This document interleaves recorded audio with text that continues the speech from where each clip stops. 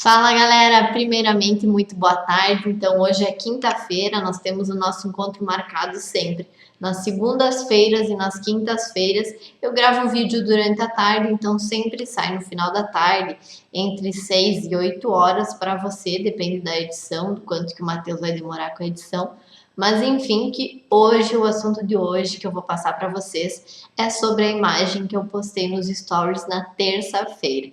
Então na terça-feira eu recebi uma imagem de uma parceira minha, colega de profissão, que ela está fazendo acompanhamento de obra. E ela me mandou das instalações uma imagem de um dos apartamentos, me pedindo se poderia aceitar ou não aprovar ou ia ter que ser refeito alguma instalação dentro do que ela tirou na imagem para essa obra que ela está acompanhando agora, tá? Então, o que eu passei para ela vai ser basicamente o que eu vou passar para vocês agora, que é o que eu aceitaria e o que eu não aceitaria na minha obra, tá? Alguns pontos são erros que a gente não pode tolerar, que não é bom que tolere, porque depois quem vai estar utilizando, fazendo a utilização dessas instalações no pós-obra, vai ter dificuldade, não vai ser uma experiência muito bacana, então é bom que a gente repasse isso antes de estar pronta a obra, né? Enquanto é tempo de ser consertado com o menor custo possível. Bom, então vamos lá. Eu vou mostrar aqui nos stories qual foram os stories que eu postei e algumas respostas coerentes que a gente recebeu, tá? Então eu vou abrir aqui o Instagram mesmo. Então, ó, eu pedi para você responder quais os erros e quais os problemas que você encontrou nessa imagem, tá? Sendo que eu coloquei aqui para você entender que esses são os registros gerais do ambiente e tem o ponto do tanque do aquecedor a gás aqui, de água quente e de água fria também, tá? Então aqui foi uma das respostas que a gente recebeu. Registro geral muito próximo ao ressalto, dificuldade para colocar o acabamento, alinhamentos, registro perto do pilar, registro perto do pilar também. Essa vamos desconsiderar. Então, que hoje eu estaria gravando o que eu realmente considero e o que eu considerei para. E vou abrir a imagem aqui para você. Ó, então é essa aqui a foto, tá? Deixa eu ver se ela fica bem visível. Aí eu acho que já tá bom. Aqui. Tá, então é o seguinte. Primeiro ponto que bateu o olho nessa imagem já percebeu. Registro geral, sem saber do que é esse registro, o que ele fecha, se é água quente, se é água fria, o que for. Primeira impressão, tá? Registro geral muito perto do pilar, ó. Se eu der um zoom aqui para você, você vai ver que o registro tá aqui, ó. Que até quando eles foram rebocar aqui, para fazer a camada de emboço no pilar, já pegou o registro e já deu uma curvatura no registro. Então aqui vai ser praticamente impossível colocar o acabamento, tá? A distância entre eles está boa, a gente considera mais ou menos entre 10 a 15 centímetros quando a gente tem os registros alinhados aí. Só que isso aqui eu não toleraria na minha obra. Pediria para refazer, executar novamente essa instalação. Por mais que aqui já foi feito chapisco, já foi feito emboço, vai ter que ser cortado, vai ter que ser quebrado, vai ter que ser refeito essa tubulação, encaixado novamente o registro, eu pediria para refazer sim. Porque aqui, aqui a gente está falando de uma cozinha e de uma área de serviço, certo? Então, além de eu ter o emboço, eu vou ter ainda uma cerâmica que vai ser assentada aqui. Então, vai ser um porcelanato que fica entre 1,1 centímetros, né? Ele é um pouquinho superior a 1 centímetro, a maioria deles. E aqui não vai ter como executar. Muito menos colocar o acabamento do registro, tá? Para quem não conhece o acabamento, eu vou abrir aqui numa outra imagem. Então tá aqui, eu só pesquisei no Google acabamento para registro e ele já me deu várias opções, tá? Você provavelmente já deve ter visto ou nesse modelo aqui que é bem comum, ou nesse aqui, além de que a gente tem vários fabricantes. No Reft a gente tem as famílias dos próprios fabricantes, que é da Docol e da Deca, então a gente utiliza sempre os acabamentos deles nos projetos. E aí diversifica o acabamento que é fins estéticos, né? A gente chama isso da parte de metais dos banheiros, cozinhas, lavanderias, a peça que for necessário instalar esse acabamento, tá? Então é o seguinte, esse acabamento aqui vai ter que ser instalado aqui nesses 3 registros. E a gente vê que pelas distâncias, o registro aqui da esquerda e o do meio não vai ter nenhum problema, só que o registro da direita vai ser impossível colocar, porque você vê que no acabamento dele, ele tem essa parte, ele tem essa parte de sobrepor aqui, ó, que é para cobrir alguma falha que tenha ficado no revestimento, tá? Então, essa parte arredondada não vai ter como colocar. Essa parte do registro que fica mais externa, a circunferência do próprio registro, também não vai dar para colocar. Tá vendo aqui que já tá batendo no revestimento, sem ter colocado ainda a cerâmica? Então, isso eu já pediria para ser executado novamente e corrigido, além de que uma coisa que eu sempre digo, que eu pedi para ela, como que tá isso aí no projeto? Aí o que ela me disse? Que o projeto foi feito em CAD, a empresa não optou por não contratar um outro projeto que fosse melhor execuível, porque o projeto que ela está seguindo para executar essa instalação não é um projeto executivo, então não tem compatibilização, não tem nada, é um projeto bem básico. Eles já estão há 5 anos esse projeto e começaram a obra faz uns 2 anos. Então, 5 anos atrás foi desenvolvido esse projeto. As outras instalações, assim como estrutural e demais, também devem ter sido elaborados há 5 anos atrás. Essa informação eu não pedi, mas enfim, que o projeto ser antigo não justifica ser um projeto incompleto. Então, todo projeto que você fizer, você faça um projeto para que possa ser executado na obra, não um projeto que vai servir só de papelada para ter a documentação e não servir de nada, porque quem está executando lá na obra, como ela, tem muita dificuldade de julgar se isso aqui está certo ou se está errado, porque não tem um norte. Os projetos são feitos para serem seguidos e serem executados na obra, tá? Mas enfim, não estou aqui para julgar projeto de ninguém, cada um desenvolve na sua metodologia, na sua capacidade, no seu interesse também em aprimorar os projetos. Então vamos lá. Esse foi um dos pontos, tá? Outro ponto que também você bota o olho aqui nessa imagem, você já repara, é o alinhamento, tá? Aqui talvez por causa da imagem, do ângulo que ela tirou, distorceu um pouco, mas é bem nítido que os pontos estão desalinhados, tá? Então agora vamos falar 2 coisas. O ponto do aquecedor, água fria e água quente, são os aqui de cima, certo? E os pontos do tanque são os de baixo, que é água fria e água quente, tá? Pela altura desses pontos, que a gente já vê que é uma altura próxima a 1 metro, porque o aquecedor não tem por que o ponto ficar lá embaixo, né? O ponto de água do aquecedor fica ali em cima, próximo a ele. Geralmente 1,40, 1,50 centímetros, dependendo do tipo do aquecedor e aonde que vai ficar essa posição. E geralmente essa informação já vem do projeto arquitetônico. Se não vier, você vai estar trocando ideia ali com o arquiteto, com a arquiteta, para definir aonde que vai ser instalado o aquecedor. Você já deve ter visto que tem aquecedores que são instalados a 1,50 e tem aquecedores que são instalados a 1,80. Então, isso varia um pouco a posição do ponto de água que vai estar alimentando esse aquecedor. E aí é muito fácil você conversar com quem está projetando, qual a especificação, porque aonde você colocar o ponto é onde a pessoa vai instalar o aquecedor depois da obra, tá? Aí, então, é o seguinte, aqui é aquecedor, aqui o tanque, beleza. Outra informação, esses pontos estão desalinhados, tá? Então, como esses pontos são altos, como que eu falei, aproximadamente 1 metro, aqui vai ser utilizado torneira de parede. O que que é uma torneira de parede? Vamos aqui, torneira de parede, eu vou colocar já tanque, olha, ele já puxa para mim doca do qual eu vou colocar.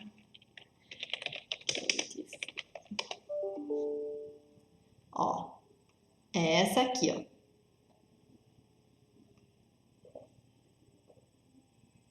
Por que que ela é de parede? Porque ela é fixada esses dois pontos de água na parede, tá? Ó, aqui temos outra imagem, ó. A torneira tá aqui, ó, fixada na parede, certo? Ó, bem próximo o ponto do tanque e o ponto do aquecedor. Ó, que bacana essa imagem que dá para entender bem fácil. Aí agora eu vou procurar aqui torneira de bancada para você ver a diferença. Ou torneira de bancada ou torneira de mesa, tá? Eu vou procurar. Aqui, ó.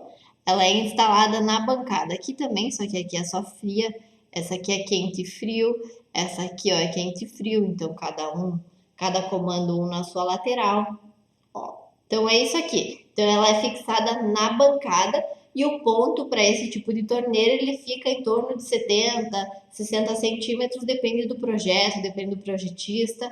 Enfim, fica abaixo. E para a torneira de parede, que vai ser fixada na parede, o ponto é mais alto. Porque o que, que acontece? A minha torneira, ela vai ser encaixada diretamente nesses dois pontos. Então, a distância que a torneira tem, ela é de 20 centímetros. É muito difícil que passa disso. Ela ajusta alguns milímetros para um lado e para o outro. Só que o que acontece? Quando você está executando isso na obra, a distância entre esses dois pontos tem que ser exatos 20 centímetros. Então, essa cota aqui, ó, entre o ponto de água quente e o ponto de água fria, tem que ser 20 centímetros, tá? Então, vamos supor que ela me dissesse assim, ah, beleza, esse tem 20 centímetros. Então, beleza, vai ser bem tranquilo de instalar a torneira ali nessa posição, tá? Só que daí eu perguntei para ela, e como que fica a estética nisso? Se ela aprova esse tipo de estética ou não. Eu não aprovaria. Por quê? Para quem está utilizando essas instalações, para quem está utilizando a água, tanto a parte elétrica quanto a parte de água, ela só vai ver a parte do acabamento, a parte que está externa. Então, para ela não está nem aí quem está usando esse apartamento, se a tubulação ficou bem executada ali no reboco, se a tubulação está alinhada dentro do revestimento, se a tubulação está passando por baixo, por cima, ela não quer saber isso. A única coisa que ela vai enxergar depois de estar tudo isso aqui revestido é esses pontos que estão externos. E como esses 4 pontos não vão ficar ocultos embaixo de uma bancada, dentro de um armário, eles vão ficar visíveis. E não é, você pode até não concordar, só que não é bonito esteticamente ver esses 4 pontos desalinhados. Então você pode concordar ou não, mas eu não aceitaria. De alguma forma ia refazer para esses pontos ficarem alinhados, esses pontos ficarem bem esteticamente, até pedir para ela. O edifício não é de padrão alto, mas ele também não é por ser um padrão baixo que não merece qualidade ali nos acabamentos, porque o que acontece? É o mesmo valor você fazer essa tubulação desalinhada e fazer a tubulação alinhada. Se você faz uma única vez, é claro que para agora ele refazer e alinhar novamente essa tubulação, ele vai gastar mais, porque ele vai ter que desfazer o que foi feito e refazer.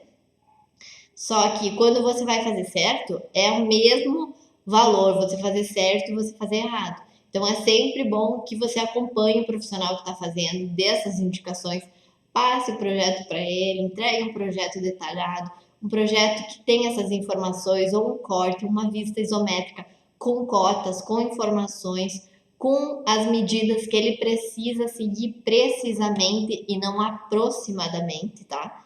Então, isso aqui eu não aceitaria, tá?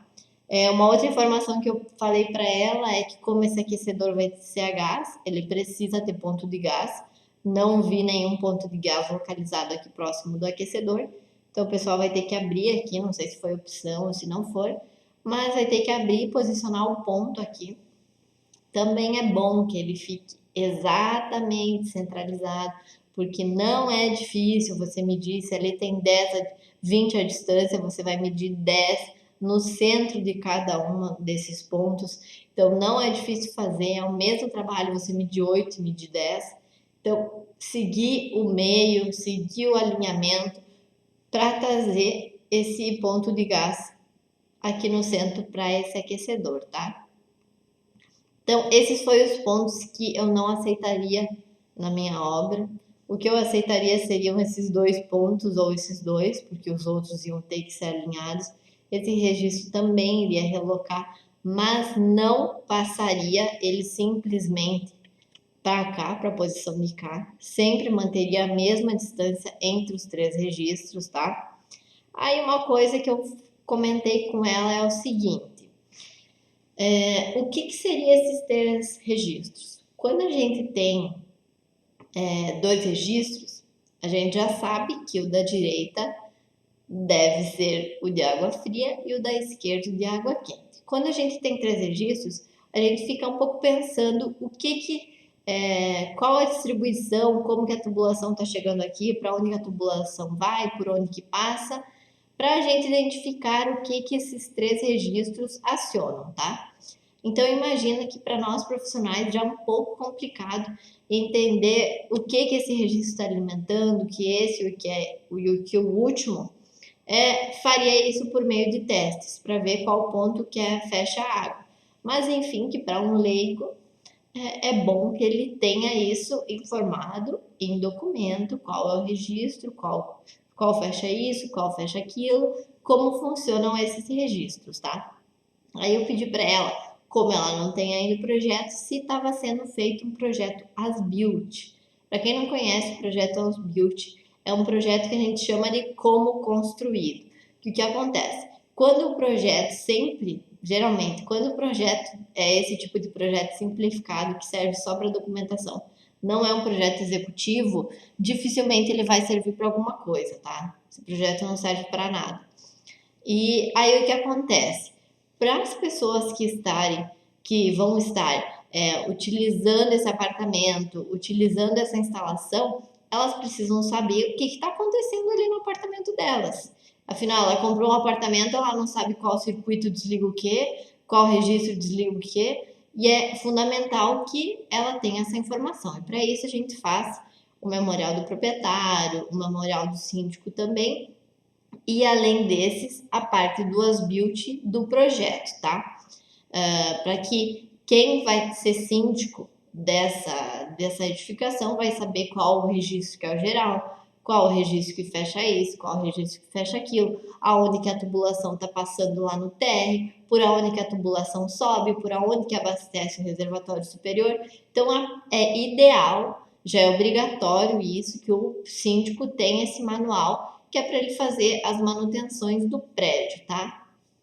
E também é fundamental que os condôminos, os proprietários dos apartamentos também tenham um manual para eles que se refere exatamente ao apartamento deles, não um apartamento genérico. Então, por exemplo, se você pegar o isométrico simplificado que foi utilizado naquele projeto, não vai servir para nada, porque aquele projeto não foi executado, não era um projeto execuível, então teve que ser tudo alterado em obra. E como que a gente faz para entregar para o proprietário, para o síndico, essa documentação? A gente faz o projeto as-built, que é como foi executado, tá?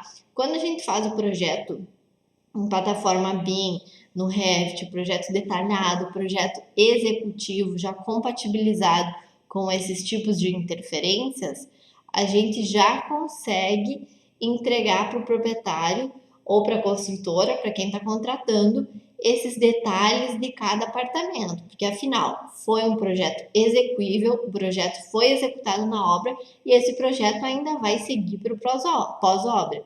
Então a gente entrega para eles o detalhe de cada ambiente, de cada apartamento, como que é, a que altura que está a tubulação, a que altura está o ponto, esse registro fecha o quê, esse fecha o quê, e assim por diante, para todas as instalações. Aí o que ela me disse que não estava sendo feito um as-built. Aí eu perguntei para ela, me diga você que está acompanhando a obra, por aonde que passa essa tubulação? Aí ela me disse que alguma coisa ela me lembrava, alguma coisa não. Mas, aí eu disse para ela, pensa como quem vai estar utilizando isso aí. Ela vai instalar um armário ali, ou mais na lateral, em cima ou embaixo. Aí vai vir o marceneiro e vai sair furando. Que altura que ele não pode furar? Alguém sabe se ele não pode furar até 20 centímetros? Ou se ele não pode furar 60 a 70 centímetros do piso? Ninguém sabe. O que vai acontecer? Certamente algum marceneiro vai chegar aí e vai furar essa tubulação. E aí o que dá? Problema para o proprietário, problema para o marceneiro e vai chegar até na construtora, incorporadora, enfim, de quem for a responsabilidade. E aí o que acontece? Tem que consertar, tem que reparar, tem que trocar revestimento, tem que corrigir tubulação. Então, o projeto As-Built, além da pessoa saber a manutenção, ela sabe como evitar problemas. E aqui ela não tem.